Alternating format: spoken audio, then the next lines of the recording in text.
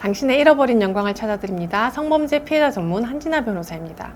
최근에 우리 피해자분들께서 형사 고소를 진행하기 전에 일단 고소 전 합의로 사건을 빨리 해결하고 싶다며 문의를 하시는 경우가 많은데요. 이와 관련해요. 이전 영상 중에 성범죄 고소 전 합의 시 필수사항 3가지라는 내용의 영상도 함께 참고하시기 바랍니다.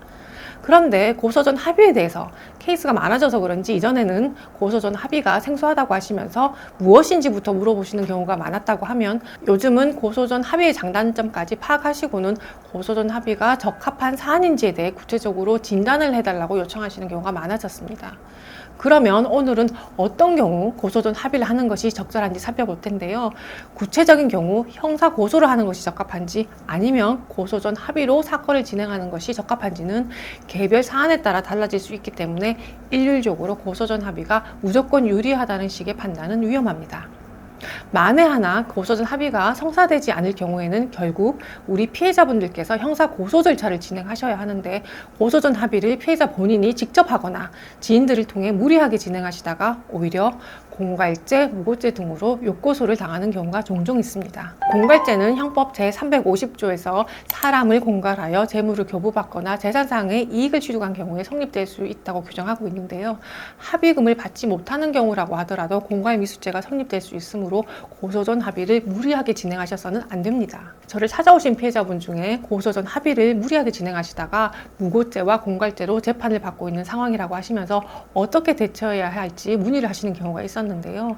무리한 합의 제한으로 인해 가해자가 욕고소를 하여 피해자께서 재판까지 받게 된 상황이라면 상황을 되돌리기는 쉽지 않기 때문에 함부로 고소 전 합의를 시도하셔서는 안 된다고 당부드리고 싶습니다. 그리고 무리한 고소 전 합의의 시도는 피해자께서 욕고소를 당하셔서 피해를 입을 수도 있는 것에 더 나아가 성범죄 피해 사건의 결과에까지 악영향을 미칠 수도 있습니다. 예를 들어 과도한 합의금 요구로 꽃뱀 프레임이 잘못 씌워지게 되면 결국 피해자께서 명백히 성범죄 피해를 입어 그 내용을 고소했음에도 불구하고 가해자가 처벌받지 못하는 불상사가 발생할 수도 있습니다.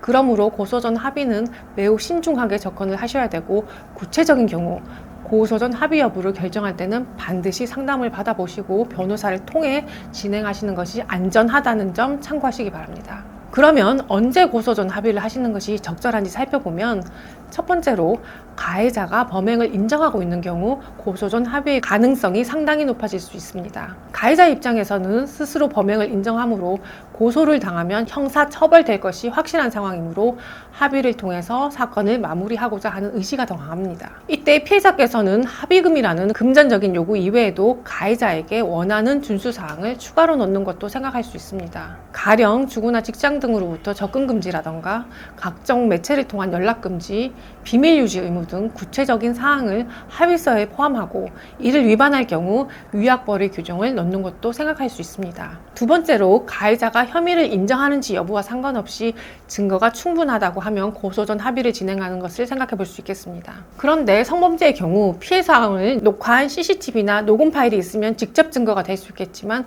오히려 그런 경우는 드물고 보통은 간접 증거를 통해 고소를 해볼만 사건인지를 검토하게 되는데요. 다만 혐의를 인정할 만한 증거가 충분한지 여부는 판단 자체가 쉽지 않기 때문에 반드시 전문가의 진단을 받으시라고 말씀드리고 싶고, 다만 피해자분들 중에 친구나 가족과 상의를 했다고 하시는 경우가 있는데요.